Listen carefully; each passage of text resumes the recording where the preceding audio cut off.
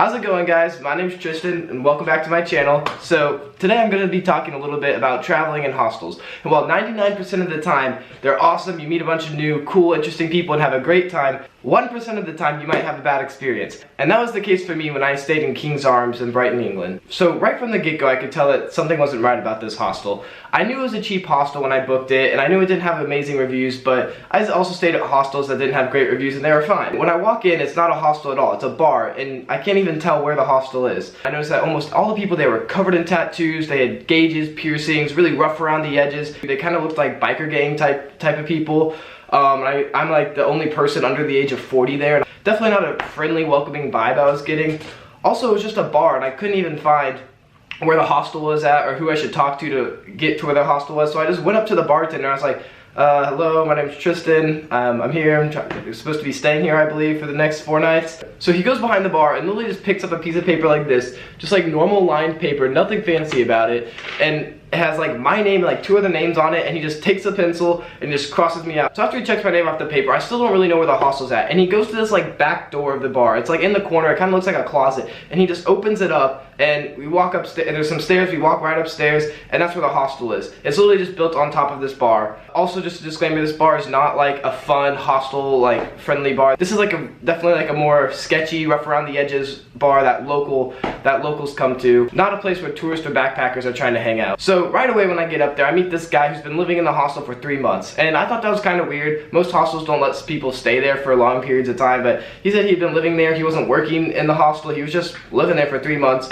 So after talking to him for about 2 hours, this group of 3 people came in, and they're definitely not a crowd that I want to be messing with. They're someone who kind of gave me like the heebie-jeebies, not a good feeling. I love meeting people. I don't get scared around people, maybe when I should. These people were not some people that I was wanting to be sleeping next to. They, first thing when they came in, he asked me where I'm from, and I said I was from the US. He's like, oh, you know where the Bronx are? And I was like, oh yeah. He's like, I lived there for 4 years. You want to see something cool? And I was like, sure.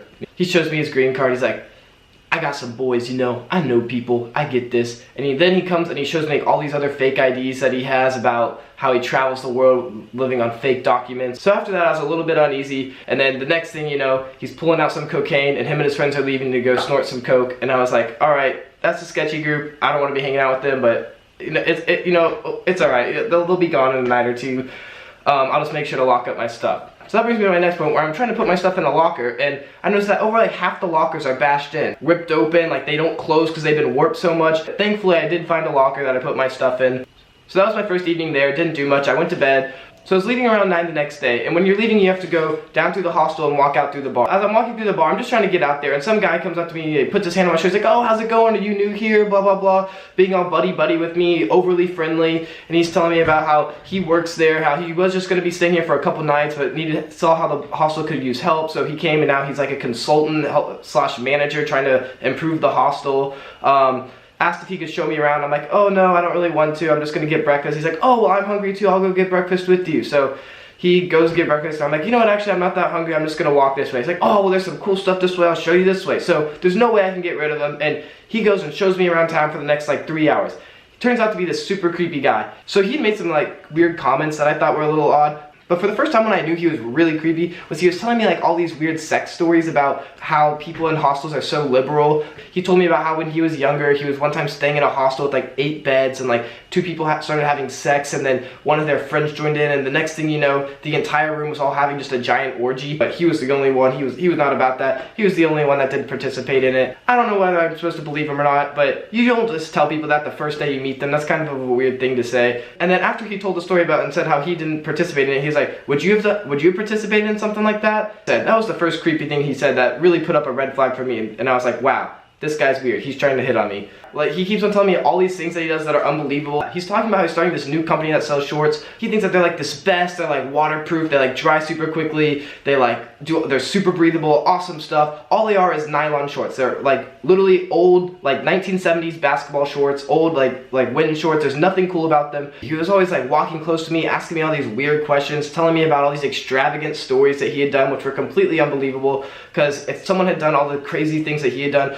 started all these amazing businesses that he had sold. I have no idea why he would be living in a hostel that literally cost £7 a night to stay at, and is the most disgusting place I've ever stayed at in my life. So after trying to get away from him for the past like 4 or 5 hours, I'm just like, alright, you know what, I'm gonna take a nap in my room. However, before I left him, he did get me on Facebook. I couldn't say no, and so he got me on Facebook Messenger, which was probably the biggest mistake I could have made. So I go up to my room, he goes to his, which is just down the hall. Right when he goes into his room, I go back downstairs, and I have a great day. I go to the beach, I go out to some bars that night, meet some awesome people. It was a wonderful day at Brighton. Then I get back at about like 10 p.m., and he's sleeping in the bed right across from me in my room. And I'm like, what the heck is this guy doing? And he was like, oh, like the nicer room I stay in that only has 6 beds in is full, so I had to move into this 12 bedroom. I'm like, really? Like tonight, after you creeped on me the entire day, you have to sleep in the bed right across from me is what you're saying? Okay, so after that, I knew I was going to have to put up some serious boundaries. I was not going to let this guy near me. I was going to avoid him at all costs, and that's exactly what I planned to do. So I wake up the next morning, and he's awake laying in his bed. I try getting away from him. I just tell him, I'm going to the bathroom. I don't even go to the bathroom. I don't get ready that day. I just go straight outside into the Brighton streets. So I go and get breakfast at this place next door, which is a big mistake because I'm there. And of course, while I'm there, guess who walks in? The creepy guy. So I'm getting breakfast. He comes in, oh hey, what are you doing here? I know, like I should have gotten breakfast further than like 2 doors down, but I wasn't thinking. Of course he sits down by me. I didn't invite him. He was like, hey, the World Cup's on today. There's this giant jumbotron at the beach. Come watch it with me at this perfect place where you don't have to pay for tickets, but you can still see the screen, blah blah blah. And I'm like, I really do not want to do this with you. So I just kind of like nod my head like, oh yeah, okay, that'll be cool. And then eat my breakfast quickly. I'm like, okay, I gotta go. He's like, oh, where are you going? I want to go too. I was like, oh, I'm gonna go to a bar. He's like, oh, okay, I'll go too. I'm like, actually, I've had a good time meeting with you, but I really want to meet some other people. I haven't met anyone else in Brighton, so I'll come back for the World Cup game. That's the only way I could get him to go, is by saying I'd be back for the World Cup. So I leave, I meet some cool people, but I know I cannot go back to the hostel because I do not want to see this guy, and I know he's waiting for me. So as I'm buying some beer for the World Cup game, I meet these 2 really cool people who are also buying beer for the World Cup game, and we all go to the World Cup game. We watch it on the beach on this jumbotron on the opposite side that he told me that he was going to be at. So didn't have to see him. Had a great time watching the World Cup. Unfortunately, England lost, but they made it really far in the World Cup, so that was cool, and everyone was hyped. So after that, me and the 2 people that I met at the World Cup went to a bar. I had a good time. I came home late. There's the creepy guy who I can't get rid of because he works at this hostel, sleeping right across from me, and he goes, hey, so I've been trying to get some people to demo these shorts. You said you would do it earlier, which I did on the first day when I had no idea that he was creepy yet. So shows me these shorts. Like, I'll put a picture of them up. He's like, oh yeah, they make great sleepwear. You can just sleep in them. They're super comfortable. You have a great night's sleep. I was like, okay, so I just take the shorts off that I'm wearing, put them on, and he goes, oh, I mean, you use them as like boxers, like you can just, you know, take your underwear off too. You don't need those. Just take your underwear off and put them on. And at that point, I was just like, this guy's like trying to molest me. Well, I guess not molest me because I was 20, but he's trying to creep on me, and I didn't want that. So I was like, no, I like to sleep with my underwear on. I'll just sleep with these on top. Sorry, buddy. So that's exactly what I did. Slept in his shorts, and then I wake up the next morning to him shaking my shoulder, waking me up, saying, hey, this room's actually full. We're going back to the nicer room. I've upgraded you. You don't have to pay more for the nicer room. There's only going to be 6 beds in there instead of 12. So just move your stuff over there by 11 o'clock, and we'll be sleeping in there tomorrow. And I'm like, we will be sleeping in there? Like, I do not want to sleep with you. You work here, so I cannot get away from you. First of all, people, if you work in a hostel, you're not like 45, 50 years old. You're a younger person for the most part. Maybe if you're like an owner or manager, you're older. But this is like a guy who's like scrubbing toilets. So he goes into the other room. I tell him I'll move my stuff. I pack all my shit up, and I immediately leave. I had nowhere to go yet. I didn't even know if there were any other hostels open. So eventually I got a Wi-Fi signal, found a hostel. Went there, had an amazing time in Brighton. I actually extended my stay for another night so I could be there for 5 days instead of my original 4 days, which I had planned. Had an amazing time, but I never went anywhere near that hostel or to that side of town again after I got out of there.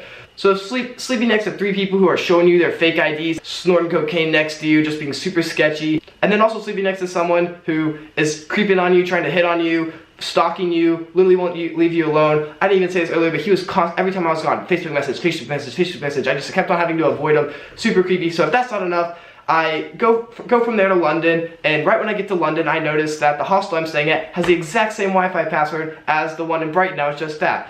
The Wi-Fi password was like super unusual. It was like, we don't have Wi-Fi or something really random like that. So I mentioned that as I'm checking in. They're like, oh yeah, like the owner of this hostel owns a bunch of hostels. Where were you at? I was like, oh, I was in Brighton. They're like, oh my god, you're at the King's Arms? And I'm like, yeah, I know, it's terrible. And they're like, I know, I can't believe the roof fell in. And I'm like, wait, what? Like, what do you mean the roof fell in? They're like, when were you there? I was like, well, I had this horrible experience. I was supposed to be there later, but I ended up leaving Thursday morning and going to a different hostel. And they're like, are you serious? Well, Thursday night, the roof of that hostel fell in. And I was like, are you serious? And they showed me a picture of it. Literally what happened is that there's the bar, and then there's 2 levels of hostel floors. The floor above the bar and below the first level of hostels for 2 rooms just completely fell in. He showed me a picture of it. It was about, I would say, a hole that, or an ovular hole that's about 12 feet by like 7 or 8 feet wide. So it was a pretty big area. Like 2 bunk beds fell in. Thankfully it was in the middle of the day and no one was in there. But the bar was ruined. They had to get everyone out of the hostel, so I would have had to leave anyways. That was my horrible hostel experience. Creepy guy, mafia members, and on top of that we had a roof fall in. Thank God I left before then. So that's my story about living in a hostel from hell. I'm really interested to hear if you have any experiences about living in a hostel from hell. If you have any crazy experiences, please comment them down below. I'd love to read everything that you have to say. And just to be clear, living in hostels is 99% of the time an amazing experience, and I encourage all of you to go out and stay in a hostel at least once in your life. It's just this one time I had a horrible experience, and it honestly could have been prevented by me because the reviews on this place were not the best. You can look it up. It's called King's Arms in Brighton. It's not the best reviews. I just didn't think that like a 2.5, 3-star review went as bad as I had it. Thank you for watching this video. Make sure to like it if you enjoyed listening to my horrible hostel experience, and subscribe and comment below if you want to see more videos about my hostel experiences, good or bad. I wish all of you the best of luck in your travel adventures. Remember to not stay at the King's Arms in Brighton, England, and most importantly, whether you make it a great day or not, the choice is always yours.